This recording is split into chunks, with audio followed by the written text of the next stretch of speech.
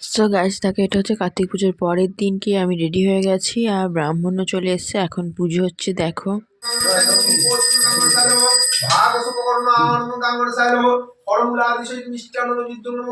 So রাতের বেলায় চলে গেছি বান্ধবীর বিয়েতে, মানে সন্ধ্যাবেলায়। এই দেখো আমি আর আমার বর চলে এসেছি আর আমাদের এখন টিফিন খেতে দিয়ে দিয়েছে। আর জবা এখনো রেডি হয়নি গো, ওর একটু দেরি হয়ে গেছে।